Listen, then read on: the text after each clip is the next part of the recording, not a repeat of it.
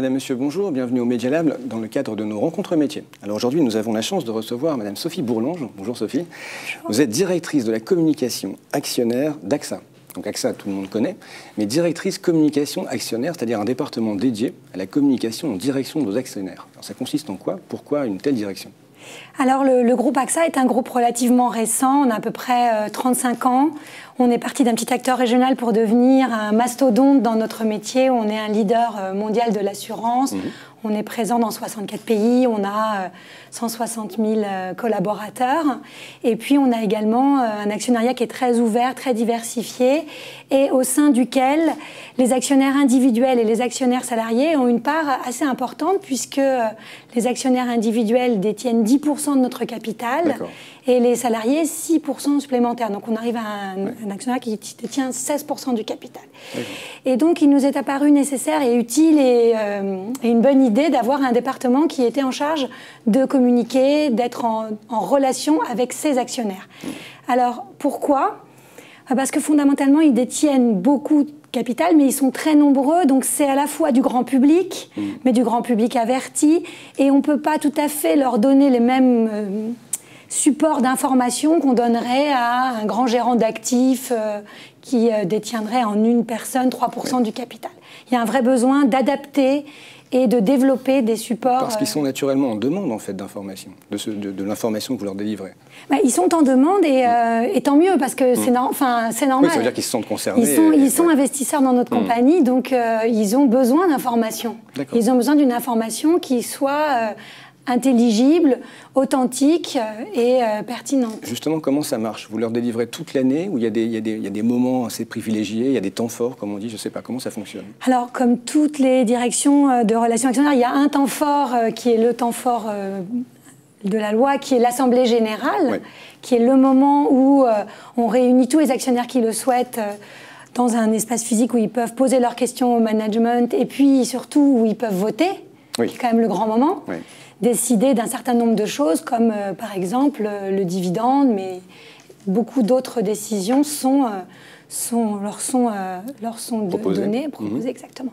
Ça, c'est le temps fort incontournable, qui est un grand moment. Et puis, après, il y a tous les autres moments de l'année. Alors, il y a des petits temps forts, on va dire, qui sont les moments où on va à la rencontre de nos actionnaires physiquement, dans différents endroits, dans différentes villes. On fait le tour de France des villes moyennes et grandes pour rencontrer nos actionnaires. On leur présente la stratégie du groupe, les résultats et on répond à leurs questions. D'accord. Donc il y a du déplacement dans votre métier. Il y a un petit peu de déplacement, oui. Alors ça reste surtout français parce que une grosse partie de cet actionnariat est français, enfin est basé en France, l'actionnariat individuel. Parce qu'évidemment, c'est beaucoup plus compliqué quand on est à l'étranger de détenir des actions étrangères.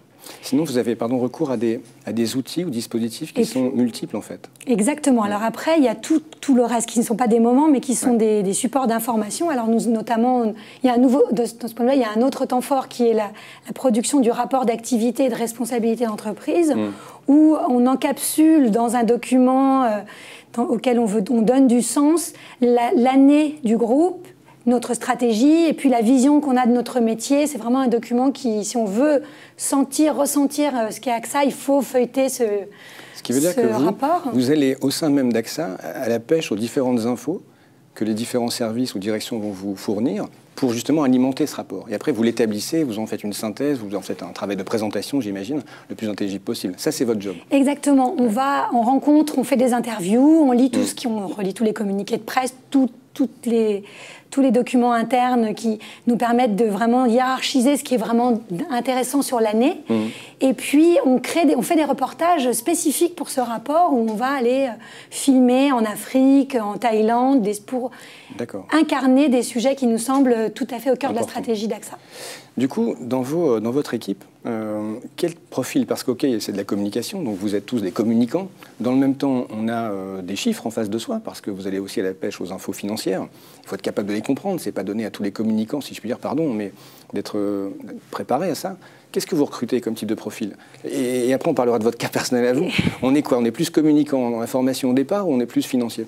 Alors, il n'y a pas de règle, mais il faut aimer si on est financier, il faut aimer communiquer, et si on est communicant, il ne faut pas avoir une aversion pour les chiffres, parce que sinon ça ne fonctionne pas. On a vraiment besoin de ces deux pieds. Ouais.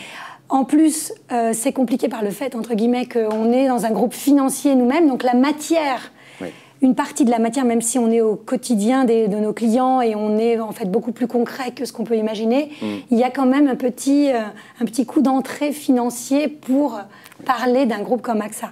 Donc dans mon équipe concrètement, on verra pour moi, mais moi j'ai plutôt un profil financier et l'équipe est composée de professionnels de la communication à l'origine, mais qui à force se sont devenus, et puis de professionnels de la communication actionnaire, qui est une sorte de spécialité. De spécialité hybride. Ouais, ok. Vous-même, du coup, alors, quel est votre parcours? Alors moi, je suis vraiment d'origine financière. Oui. J'ai commencé, enfin, ça fait très longtemps que je travaille chez AXA, ça fait 17 ans que je travaille chez AXA. J'ai commencé ma carrière en gestion d'actifs, donc vraiment à acheter et vendre des actions sur les marchés. Et puis ensuite, j'ai rejoint les relations investisseurs institutionnels. D'accord. Donc le pendant. C'était déjà un peu, ouais, c'est ça. Donc le pendant du rôle de communication actionnaire. Donc là, sur une communication qui est encore plus technique et qui reste encore assez compliquée. Et puis j'ai travaillé en gestion privée pendant un temps où j'ai accompagné des clients dans la gestion de leur patrimoine. Et puis depuis presque 3 ans, j'ai la chance, la grande joie d'être en charge de la communication auprès des actionnaires individuels. Auparavant, AXA était votre première entreprise? AXA est mon entreprise. C'est votre entreprise, d'accord. Du coup, auparavant, vous sortiez d'une formation à Bac plus 4, 5, c'était en finance? Moi, j'ai une formation financière à la fois à Dauphine et à Sciences Po en master, ce qui s'appelle maintenant les Masters 2 de finance. À l'époque, ça à l'époque, ça s'appelait autrement. Très bien. Donc, stage, j'imagine, et puis après, directement le job avec une évolution en interne. Exactement. Et alors, le fil conducteur, quand même, de tous ces jobs, justement, que j'ai occupés chez AXA, c'est toujours le souhait, le goût de raconter quelque chose, de transmettre. Parce que quand vous êtes gérant d'actifs, vous gérez votre portefeuille, mais vous rendez compte à vos clients. Et donc, il faut donner du sens à ce que vous avez fait, expliquer pourquoi c'était bien, moins bien. Et donc, il y a vraiment un gros travail de restitution.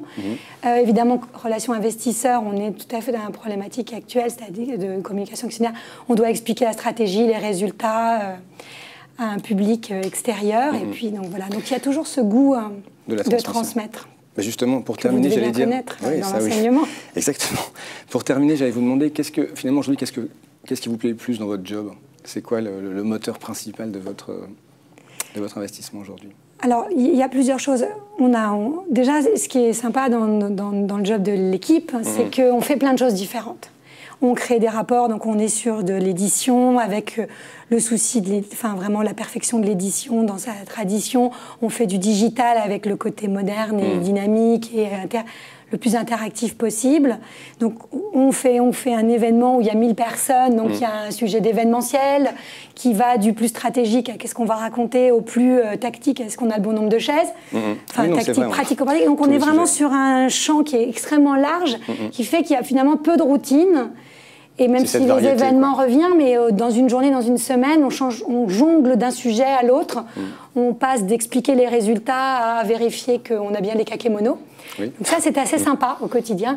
Mais au final, si je devais retenir une chose, moi, vraiment qui vous plaît, qui me plaît vraiment, je crois que ce que je préfère, c'est quand je vais à la rencontre des actionnaires et que je leur raconte AXA, qui est, comme vous l'imaginez, une entreprise à laquelle je tiens. Au bout de 17 ans, je ne suis pas restée 17 ans par hasard.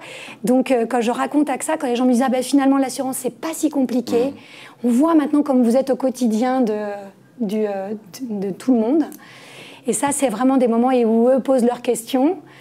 Ces moments d'échange, je pense qu'en fait, ce sont mes moments préférés dans l'année. Et ceux qui me donnent l'énergie pour les jours où c'est un peu plus... Voilà. Sophie Bourlange, merci beaucoup. Merci et à très bientôt. Merci également à vous tous et à très bientôt sur nos ondes. Bonne journée.